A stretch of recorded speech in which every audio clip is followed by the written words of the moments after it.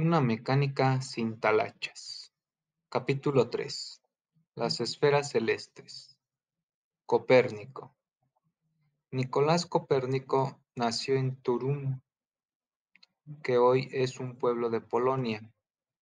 Cuando regresó de estudiar en Roma, se dice que el Papa le pidió que se integrara a un equipo de científicos para hacer un nuevo calendario, pero no tenía las suficientes observaciones astronómicas para aceptar tal solicitud, así que puso manos a la obra y se dedicó a observar los astros en los cielos de Polonia.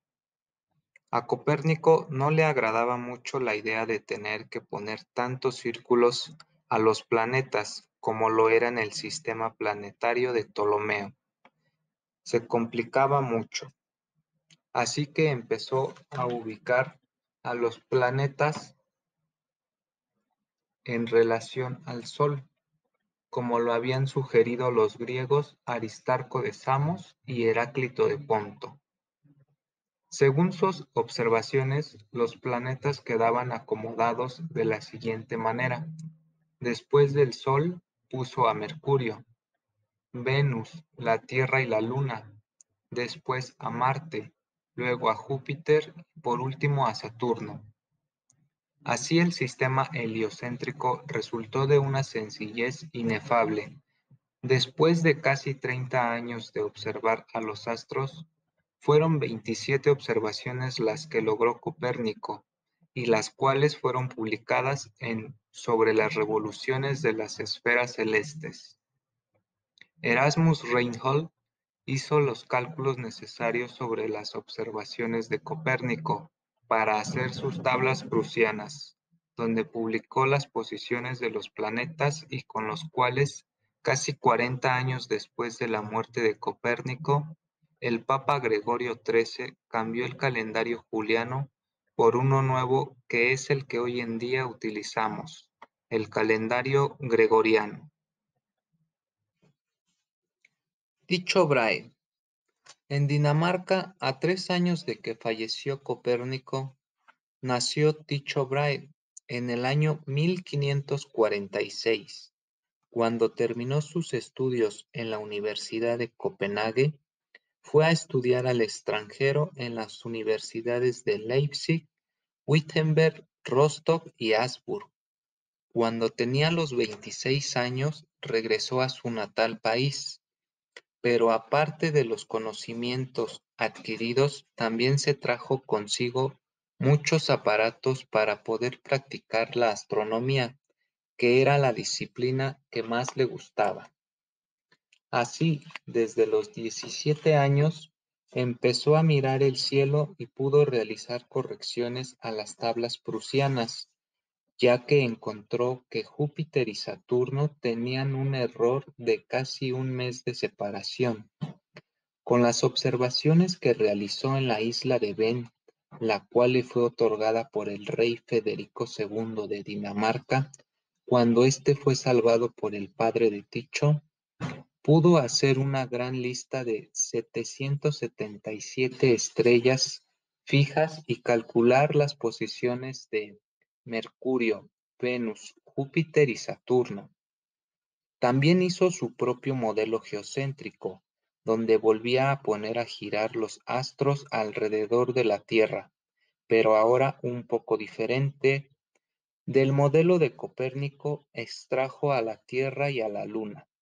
Así, la Luna giraba alrededor de la Tierra y el Sol giraba en una órbita alrededor de la Tierra, pero los demás planetas seguían girando alrededor del Sol. Algo que no le gustaba mucho a Tycho era el movimiento errante del planeta Marte. Siempre lo mantuvo desconcertado, porque no podía calcular con precisión su posición. Así que por ese detalle fue que no publicó su modelo planetario. Cuando el rey Federico II murió, fue desalojado de la isla y tuvo que marcharse en busca de un nuevo hogar. El rey Rodolfo II de Checoslovaquia se enteró de esta noticia y le ofreció a Tycho el puesto de matemático imperial en la corte. Tuvo a disposición un castillo en un poblado de Benátec junto a grandes astrónomos de toda Europa. Fue por aquellos años donde conoció en persona a Johannes Kepler. Johannes Kepler. Kepler no tuvo una gran infancia, ya que sufría mucho de su salud, lo cual le impedía asistir de manera regular a la escuela, pero pudo graduarse en 1591 y después hacer un posgrado en teología. Se dedicaba a la astrología, pero también fue profesor de matemáticas y astronomía en la Universidad de Graz. Un día, dando clase en la universidad, se le ocurrió una idea sobre las órbitas de los planetas en el sistema heliocéntrico de Copérnico. Él se imaginó que las órbitas están a una distancia específica una de otra y que esa distancia podría ser los radios de las esferas que se pueden hacer a los poliedros regulares si se dibujan concéntricamente. Empezó entonces a hacer sus cálculos con ayuda de las observaciones de Copérnico y otras tantas que él realizó, no muy precisas, por cierto, pero aún así empezó a trazar las órbitas de los planetas girando alrededor del Sol. Pero le preocuparon los resultados que obtuvo. El Sol no quedaba en el centro del sistema y las órbitas no parecían círculos perfectos.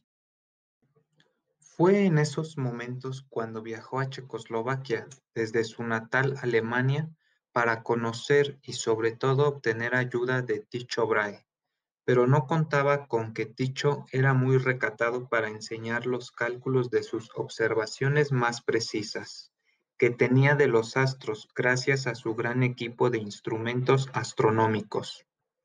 Kepler entonces tuvo que esperar a que Tycho diera su último suspiro para poder ocupar los tan anhelados apuntes con los cuales fue representando las posiciones de los planetas alrededor del Sol. Pero ¿cuál fue su sorpresa? Que nuevamente las órbitas que según tenían que ser círculos no eran círculos perfectos. Hasta que Kepler aprendió geometría, entendió que las órbitas que obtuvo eran elipses y que el Sol estaba ubicado en uno de sus focos. A esto se le conoce como la primera ley de Kepler. Después dedicó tiempo para calcular cuánto tiempo se tardaba cada planeta en dar una vuelta completa alrededor del Sol, es decir, su año. Así pudo realizar la tercera ley que menciona: los cubos de las distancias medias de los planetas al Sol son proporcionales o iguales a los cuadrados de sus periodos de traslación. Pero, ¿qué pasó con la segunda ley? Fue la que más trabajo le costó, pero teniendo sus cálculos de los tiempos que tardan los planetas en dar una vuelta al Sol y sabiendo que las órbitas son elipses, dedujo que en su recorrido los planetas ocupan o barren áreas iguales en tiempos iguales. Galileo Galilei. Pocos amigos tuvo Kepler. Uno de ellos, y con el que también mantenía comunicación a través de correspondencia, era Galileo Galilei, un italiano nacido en Pisa. Estudió medicina para complacer el deseo de su padre, pero como se enseñaba con las ideas y libros de Aristóteles, fue perdiendo el gusto, ya que se cometían muchos errores. Un día, de regreso de la universidad, construyó una especie de metrónomo, al que llamó pulsilogium, con el que medía el pulso de los pacientes. A partir de ese momento empezó a crear más inventos y a experimentar más, al mismo tiempo que estudiaba matemáticas. Al convertirse en un excelente aprendiz autodidacta, fue contratado por la Universidad de Pisa. En ese mismo año murió su padre, así que buscó un mejor puesto de profesor en la Universidad de Padua para poder ayudar a su familia. Fue ahí donde empezó a experimentar sobre los problemas de los movimientos de los cuerpos, que hoy en día se conoce como cinemática. Estudió el fenómeno de la caída libre de los cuerpos en planos inclinados variando el ángulo de inclinación. Con este experimento descubrió que la aceleración es constante en cada ángulo que ponía la tabla. Lo que cambiaba era la velocidad. Con este experimento también logró descubrir que la misma Tierra tiene una fuerza que atrae a los cuerpos con una aceleración igualmente constante. Esto es, cuando el plano tiene un ángulo de 90 grados, que hoy en día sabemos que es el valor de la gravedad de la Tierra y es de 9,81 metros sobre segundo al cuadrado. Claro que Galileo obtuvo otro resultado, porque utilizó sus propias medidas de distancia y de tiempo, pero sus resultados fueron correctos. Al igual, gracias a estos cálculos que obtuvo, se pudo deducir la ley de la inercia, la cual nos dice que todo cuerpo que se encuentra libre de fuerzas preserva su estado de reposo o movimiento rectilíneo y uniforme. Galileo supo del invento de Hans Lippershey, un aparato compuesto por dos lentes pulidas, con el cual se podían ver objetos aumentados con un factor de 9. Así que Galileo hizo el mismo aparato, pero lo perfeccionó de tal modo que ahora tenía un aumento de 30 veces. Con su telescopio, descubrió que Júpiter, el quinto planeta, tiene lunas que giran alrededor de él, de la misma manera que los planetas giran alrededor del Sol. El segundo descubrimiento fue que la Luna no es un cuerpo totalmente esférico, sino que su superficie está llena de montañas, ondadas y cráteres.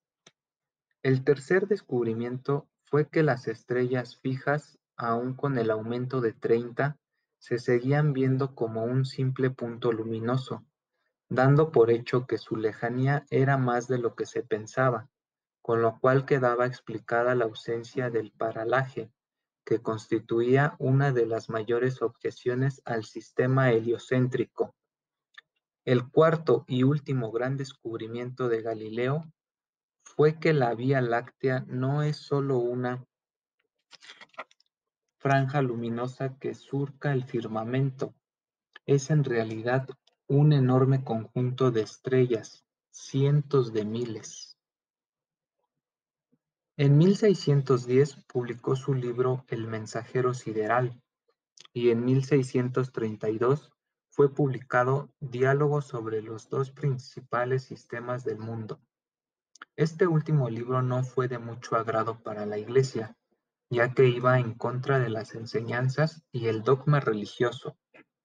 En 1633 fue puesto a juicio ante el Papa en Roma y se le puso una condena de arresto domiciliario. Galileo tenía para ese entonces 70 años y presentaba problemas en su vista. Murió un 8 de enero de 1642 en casa de su natal Pisa.